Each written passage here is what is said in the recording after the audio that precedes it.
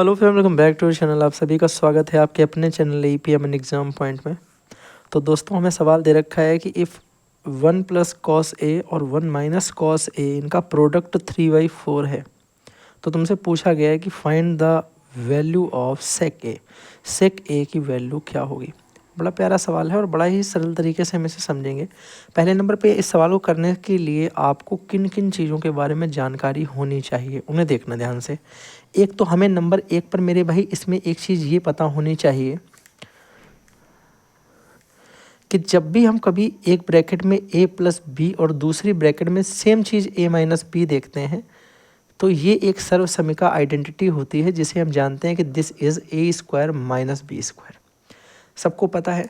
आप बोलोगे भैया सेम टू सेम कॉन्सेप्ट मुझे इसमें दिखाई पड़ रहा है कि ये 1 प्लस कॉस ए है, ये 1 माइनस कॉस ए है। तो इसका मतलब अगर हम इसे सॉल्व करते तो हम बोलते हैं भैया ए स्क्वायर माइनस बी स्क्वायर, ए की जगह 1 लिखा है, माइनस बी की जगह कॉस ए लिखा है, तो कॉस स्क्वायर ए हो जाएगा। जल्दी बोलो, यहाँ तक बात सबको समझ में आ गई। बोलोगे बिल्कुल सही बात है। मैंने कहा भाई अब एक चीज़ हम लोगों को और पता होनी चाहिए। पूछो क्या।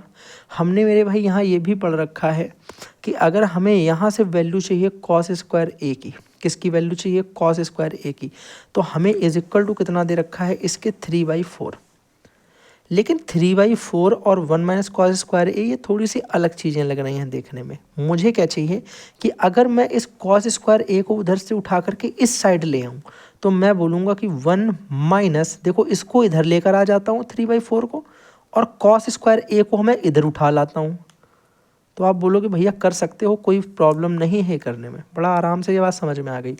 मैंने कहा फिर हमने और इसे सॉल्व किया तो ये नीचे एलसीएम 4 हो गया, ये आ जाएगा भैया 4 1 जा 4 माइनस 1, यानी 4 माइनस 3 कट के 1 बच जाएगा, 1/4 इज इक्वल टू हमें कितना दे रखा है, हमें दे रखा है कॉस स्क्वायर ए। अब मेरे भाई बड़े आराम से समझना, अगर कॉस स्क्वायर ए की वैल्यू तुम्हें 1/4 दे रखी है तो कॉस ए की वैल्यू कितनी हो जाएगी। आप बोलोगे इधर स्क्वायर है, स्क्वायर को दूसरे साइड भेजते हैं तो रूट आ जाता है, इधर इसका रूट हो जाएगा 1/4 का, तो आ जाएगा ये 1/2। ठीक है ना। अब भाई तुम आराम से बता दोगे कि कॉस ए में 1/2 कब आता है। आप बोलोगे कॉस ए में 1/2 हमने पढ़ा है भैया कि कॉस ए में 1/2 कॉस 60 डिग्री की वैल्यू होती है, यानी ए बराबर यहाँ से हमने देखा कितना आ गया 60 डिग्री। और जब मेरा ए 60 डिग्री है तो सेक ए की वैल्यू पूछी थी, यानी सेक ए की जगह 60 डिग्री। तो आप बोलोगे बड़ा सरल हो गया भैया, अब तो ये सेक और ए की जगह लिख देंगे 60 डिग्री, और सेक 60 डिग्री का मान मेरे भाई जल्दी से बता दो कितना होगा। आप बोलोगे सेक 60 डिग्री का मान 2 होता है, और ये मेरा आंसर हो जाएगा। आई होप आपको पूरी बात समझ में आ गई होगी। आपको यहाँ पे मैंने एक ये नई सर्वसमिका के बारे में बताया, इस बात को ध्यान रखना। अच्छा, क्या किसी सवाल को करने के एक से अधिक मेथड होते हैं? तो बिल्कुल भैया, ट्रिग्नोमेट्री के मैक्सिमम सवालों को करने के लगभग 3 मेथड होते हैं, लगभग 3 मेथड। यहाँ पे हम लोग क्या और कर सकते थे, यहाँ पे हम लोग मेरे भाई ये भी कर सकते थे कि 1 माइनस कॉस स्क्वायर थीटा जो है वो साइन स्क्वायर थीटा होता है। 1 माइनस कॉस स्क्वायर थीटा जो है वो साइन स्क्वायर थीटा होता है, और साइन स्क्वायर थीटा की वैल्यू भी 3/4 ले सकते थे। मैं आपको ये बात भी बता देता हूँ, ध्यान से सुनना।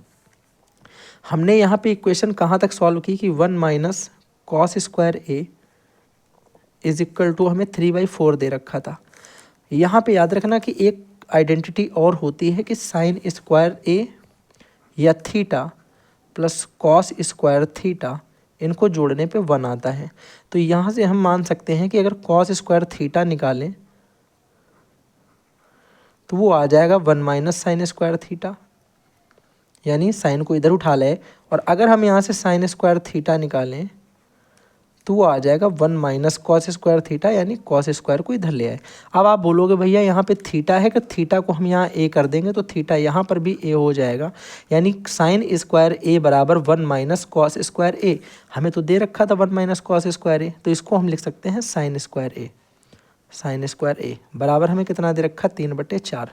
बाबू आराम से बताओ जरा, अगर हम यहाँ से साइन स्क्वायर ए 3/4 लिखते हैं तो स्क्वायर को इधर भेज देंगे, रूट चला जाएगा तो रूट 3/4 आ जाएगा, हाँ या ना। अब बताना जरा, ऊपर तो रूट 3 बचा रहेगा, लेकिन नीचे 4 का रूट हमने पढ़ा है कि 2 हो जाता है, तो रूट 3/2 आ गया।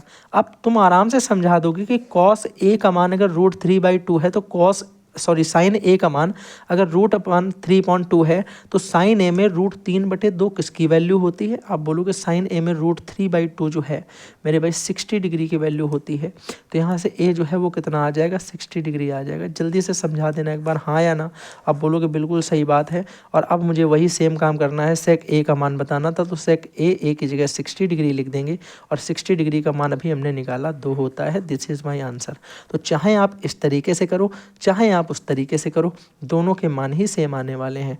अब सुनना ध्यान से, इंक्लूडिंग जानकारी। आपसे यहाँ पे कुछ और भी पूछा जा सकता है, इसकी वजह से मैं आपको यहाँ पे जो इनसे बन सकती हैं चीज़ें वो आपको बता देता हूँ। ये एक सर्वसमिका हो गई। हम लोगों ने इससे रिलेटेड और भी सर्वसमिकाएं पढ़ी हैं, उनके बारे में भी ध्यान से सुन लेना। मैंने कहा इस वाले पेज के बाद हम लोग क्या करते हैं, एक न्यू पेज मेरे भाई ऐड कर लेते हैं।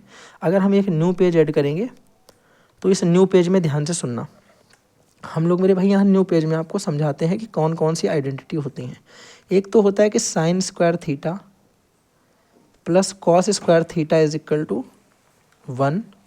दूसरी होती है यहाँ पे सेक स्क्वायर थीटा माइनस का tan square theta is equal to 1। और तीसरी होती है कॉसेक स्क्वायर थीटा माइनस का cot square theta is equal to 1। तो ये 3 आइडेंटिटी होती हैं जिनमें वैल्यू इधर उधर की जा सकती हैं और इनके इधर उधर करने से एक नया फार्मूला देखने को लिए मिल जाता है। तो याद रखना, अगर आपको कहीं ये दे दिया जाए कि 1 + 10 स्क्वायर थीटा, ध्यान से सुनो, कहीं बोल दिया जाए कि 1 + 10 स्क्वायर थीटा, तो 1 + 10 स्क्वायर थीटा और कुछ भी नहीं है, इस -10 स्क्वायर थीटा को अगर इधर ले आओगे तो ये +10 स्क्वायर थीटा हो जाएगा और ये सेक स्क्वायर थीटा का मान हो जाएगा। यानी इसे हम लिख सकते हैं कि ये सेक स्क्वायर थीटा लिखा हुआ है। ठीक है, तो इस तरीके से बहुत सारी चीज़ें आपको ट्रिग्नोमेट्री में खेलने के लिए मिलती हैं जो आपके साथ में माइंड गेम खेलती हैं। तो हर एक फार्मूले को पहचानने की कोशिश करना है, इन तीनों को रट लेना है मेरे भाई। इन 3 चीज़ों के बारे में आपको 100% चीज़ें सारी पता होनी चाहिए। ठीक है ना, कोई समस्या किसी को बढ़िया तरीके से बात समझ में आ गई, एक बार जल्दी से बता देना। आप बोलोगे बढ़िया भैया समझ में आ गई, एकदम एग्जैक्ट बातें मुझे समझ में आ गई हैं। तो चलिए इन तीनों को हम लोग याद कर लेंगे। इसी के साथ में मिलेंगे अगले किसी वीडियो के साथ में, नए कॉन्सेप्ट के साथ में और बहुत सारी नई चीज़ों के बारे में मैं आपको ज़रूर बताऊंगा। तब तक के लिए thanks for watching and bye bye.